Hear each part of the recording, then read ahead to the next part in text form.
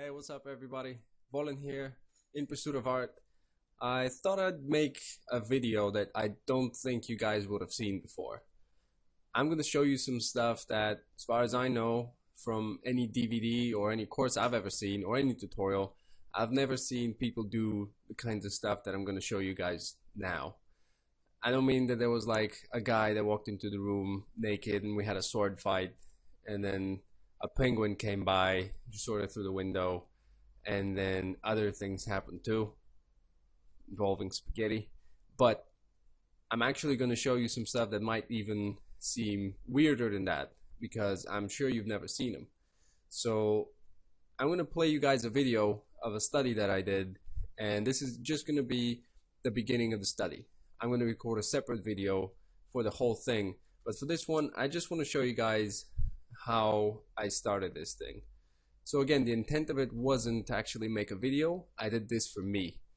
So what you're actually seeing now is me learning. Now check it out. The video is already running, okay? This is about 30 seconds of video now. See, the cursor hasn't moved. You know why? Because I'm thinking, okay? I've never seen a single tutorial, because they're normally so sped up anyway, where you actually get to see the person think. Check it out. I'll still not pause this thing. I'm just sitting there in front of my screen and I'm looking at things. I'm thinking of what's remarkable about what I'm seeing. And I'm actually going to pause this now. I'm going to make it even slower. I'm thinking about what is remarkable about what I'm seeing.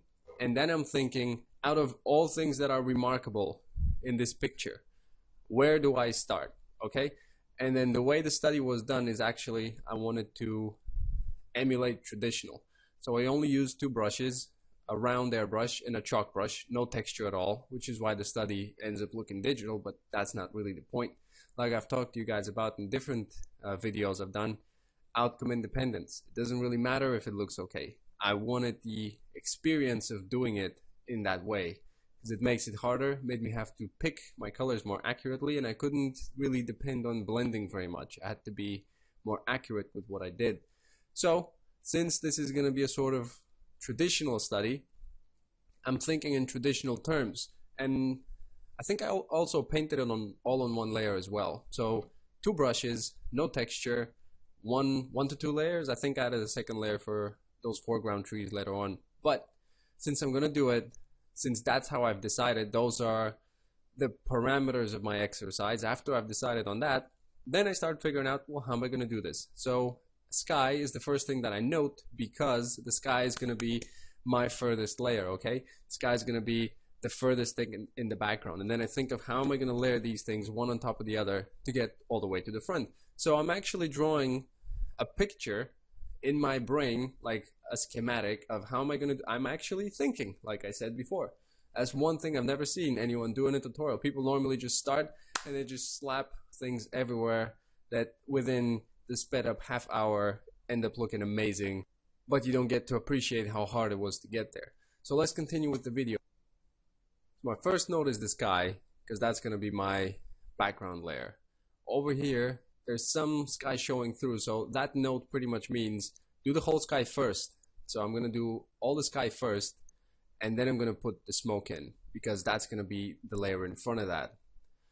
I also make a note to myself that there's a dark to light gradation. So we have the sky, as you can see over here, it's a lot darker, and then it gets lighter as it travels here, and then lightest as it goes over there. Next thing that I find is I'm going to have a look at edges now. So I found that this edge is particularly soft, so that was interesting to me because it contrasts with a lot of other harder edges. So there's like a lot more atmosphere that you can see right above the horizon, and then you get a lot of hard edges. And then again, what used to be a hard edge over here for the smoke now turns into a soft edge over here for even more smoke. Interesting. The same thing can have a hard edge and then a soft edge. Really, anything could be anything. That's one thing about painting, is there are no mistakes really. You just have to observe what the patterns are of a certain thing, and then you really find out that as long as you stick to some basic truths, like that certain things under certain conditions will look a certain way, then you know how you can change those things and end up with a lot of results.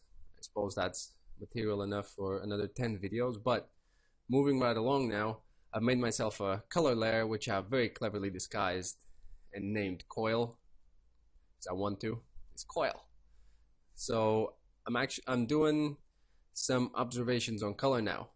So very basic notes, just blue, that's all, and then darker blue. That's all the note I need. And then I'm just having a look at things that are standing out to me.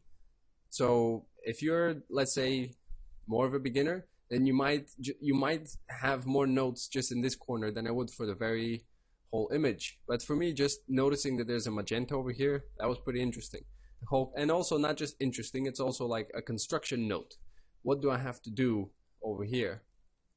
So I know that I'm going to pick an orange color for here. I need to sort of get a desaturated orange. There's some magentas over here, which actually are probably just going to be a desaturated version of this color, plus a little bit of red. And then I notice over here now, large separations.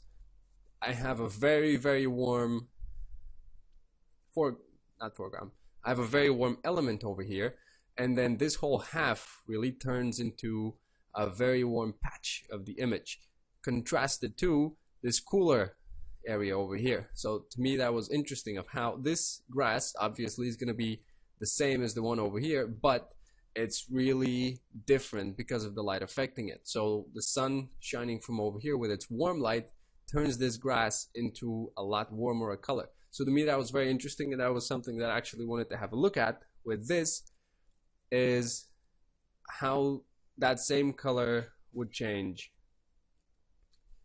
So let's play the video now. And another thing that I'm going to show you guys that you've never seen before is someone that is obviously getting very frustrated.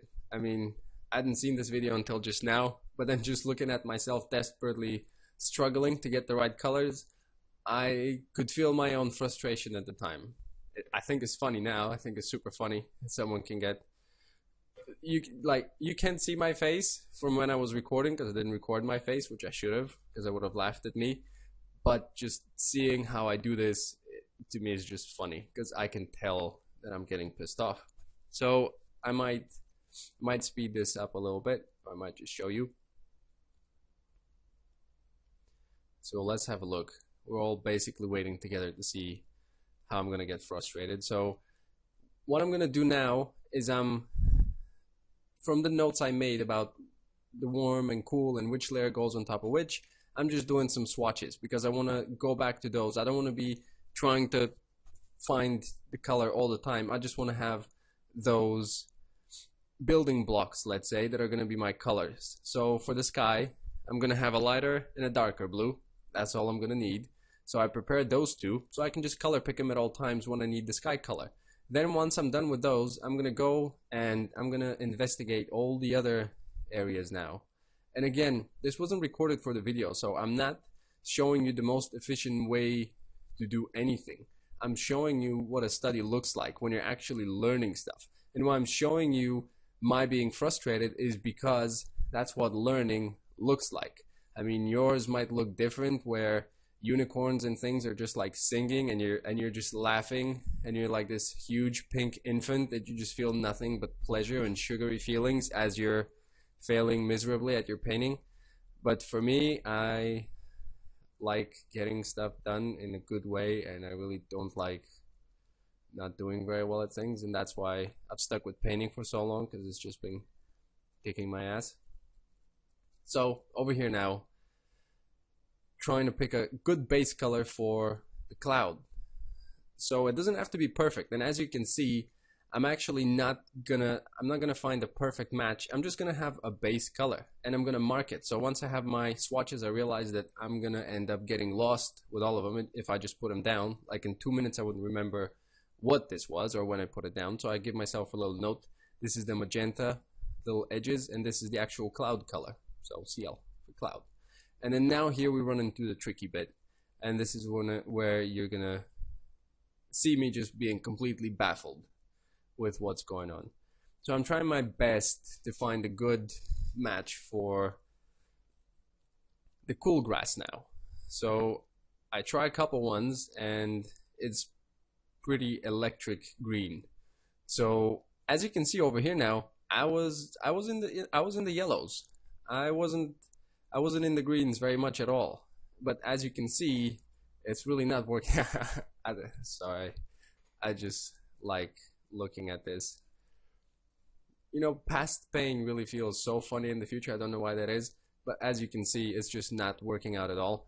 And I go and I try a color, and I would just slap it all around to see if it fits anywhere. Because if it sucks, look, this is the way you learn anything. If it sucks, you can still use it as a lesson. So that's why I try one and then I try it everywhere. If I find a match, then I've not wasted my time or lost anything. I can just continue on. So you can see I'm still trying. It's not working, not working. But this one, which was the closest one so far, is good enough. Because I'm going to use this and then I'm going to blend it with other hues around it. And I'm going to get to the right shade in the end. So it doesn't need to be 100% perfect. You will never do stuff 100% perfect. It only needs to be, let's say, 80% there. And then you blend it. That's how, at least in my experience, it works so far. Now, as you can see, that's another thing I'm going to show you. Pause the video real quick.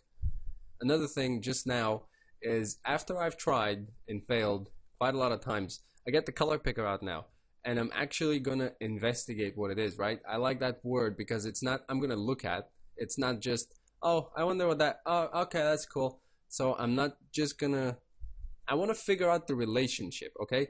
If this is grass and I failed to pick it, even though knowing in my brain since I was a kid that it's supposed to be some sort of green, now if I manage to not get that right after multiple attempts, I want to know why that is, because that's interesting.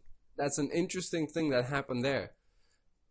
Why can I not get something that I know what it is? So there's obviously something that has changed that needs looking into. So hence the color picker right now. And I'm going over all the areas here. And you're going to see me color pick quite a bit now. And resume the video. And I'm just going to have a look around and check out how orange this grass is. It's literally nowhere to be found in the greens or even in the yellows. It starts at orange and goes in, it starts at red-orange. And then have a look at this, because now I'm comparing the two. I want to have a look now at where this grass is. Because if I failed to pick the other one and made it electric green, have a look at this one now. And it's pretty much in the reds. And check out, every time I click, that's all orange. I think at this point I was sort of ready to hit my computer with the keyboard. Not that I'm violent or anything, just as a sort of acknowledgement of the fact that yes, there's absolutely no reason for this to be so weird. And there's another thing I'm going to do now is, again, this is a study, so I'm taking time to experiment now and see, once I put this color in, and then I put the grass color in, so the base color is this, and then I put in this green. And I wanted to see, is this actually going to look like the grass? Because over here, this looks like green grass, right? You saw it over here. It didn't really look at all like that. So that's another thing. I can't say that I really understand that or why that happens. I know that if I put the right colors together, they will have that effect upon each other. But apparently your brain also needs to understand what the material is. So when I just had the blob over here of orange and yellow, it didn't look like grass at all. But in landscape context, along with lighting and everything else, that seemed to make a lot of sense. So you can see over here, I'm just painting over the top of the area with the color sampled, and it looks like grass and it looked like land. I need to look at that stuff more. More studies to come. So that's pretty much it. So that's 10 minutes in total, and I've not done a single painting stroke. That's it. That's what a study is. That's how you prepare for a study. You have a look at what's interesting. You have a look at what you want to be looking at for the next couple hours, because that's what you'll be doing. You'll spend the next few hours investigating and looking into what you should have spent the first 10 minutes to just notice. Because if you fail to just notice, you might walk away from the study without having learned anything. You might have a picture, but you might not have learned too much. Okay? That's it for me. I wanted to make an under 10-minute video, but I failed again. Hopefully you guys are getting some good value from these videos though. You're going to see the actual study being done in a separate tutorial, and it's going to be about, I'm thinking of making it be about the mental process behind painting. So I can do a whole technical tutorial like I just walked you through now with like the swatches and all that stuff, I could do that. I'm thinking of actually doing something of more of like what I'm thinking, because I almost didn't finish that study. I wanted to give up at multiple times. I thought it wouldn't work out. I thought this is just not going to work, blah, blah, blah, all that stuff. So I'm thinking of giving that to you guys. I think it's more interesting. If you do want me to record the technical video though, I have a proposition for you, okay? You get me to 100 likes in a month. I don't know, that sounds okay. So then we know that enough people are interested. So if I get 100 likes on this video within a month, so what's it? It's 3rd of February or something, 2015. So if by 3rd of March 2015 there's 100 likes on the video, which there's going to be at least 1,000 views. If we get 100 likes, I'm going to do 2 videos for this.